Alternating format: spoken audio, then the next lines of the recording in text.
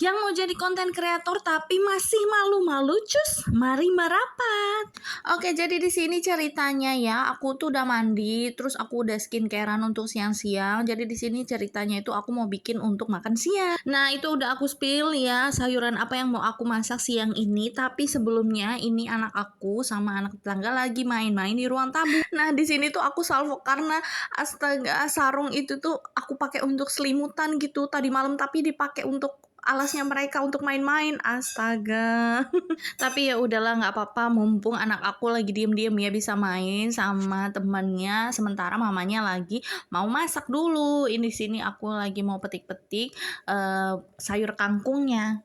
Oke, kembali ke topik yang awal tadi ya, yaitu yang masih malu-malu ngonten ya, ayo sini-sini merapat, dengerin sampai selesai. Mungkin aja setelah kamu mendengar ocehan aku di video ini, kamu mulai ada semangat atau benar-benar keinginan, kemauan untuk mulai mengonten. Video ini tuh aku buat karena aku tuh masih melihat banyak orang-orang di luar sana yang masih malu-malu untuk jadi konten kreator. Mungkin ya masalahnya tiap orang itu beda-beda, tapi aku juga pernah ada di posisi seperti itu, malu untuk ngonten, takut diejek atau yang lain sebagainya. Tapi aku ingat kalau sekarang itu dunia itu udah berbeda. Sekarang itu orang itu bukan hanya bisa bekerja di kantoran, tapi bisa juga bekerja di rumah. Dan konten kreator itu nggak boleh dianggap sebelah mata, karena sekarang itu udah banyak anak muda, bahkan ya kita bisa lihat di Facebook ini ibu-ibu, para ibu rumah tangga itu beralih profesi itu menjadi seorang konten kreator.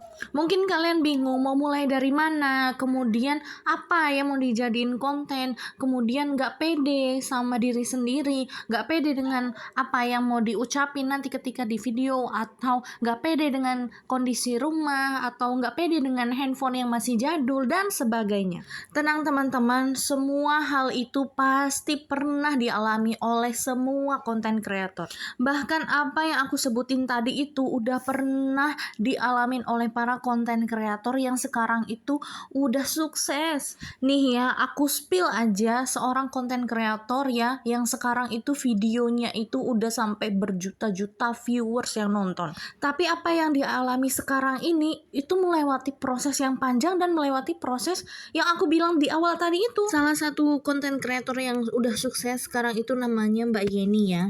Nah, Mbak Yeni itu adalah konten kreator asal Lampung, tapi sekarang dia udah menetap di daerah Tangerang gitu. Awal mula perkontenan dia itu mulai pada tahun 2018, dia cerita itu di YouTube. Tapi pada saat itu dia belum konsisten untuk membuat video di YouTube. Setelah itu dia vakum, kemudian dia baru fokus bikin konten di Facebook itu sekitar tahun 2000-an gitu, 2020-an atau 2019 gitu, aku lupa deh. Tapi kalian bisa lihat video lamanya dia, video awal-awalnya dia itu di Facebook itu masih ada. Apa yang aku sebutin tadi itu udah pernah dia alamin. Jadi waktu video-video awalnya itu ya, dia itu masih pakai HP yang biasa aja, nggak kayak yang sekarang dia pakai handphone yang iPhone yang jernih.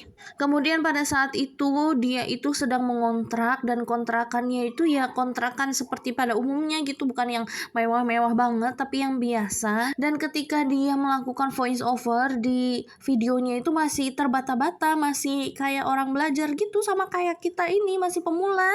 Dan editing videonya juga itu masih biasa aja. Bukan aku ngejek, tapi aku juga ngalamin itu sekarang. Video aku ini biasa, tapi yang penting aku mau mulai aja gitu.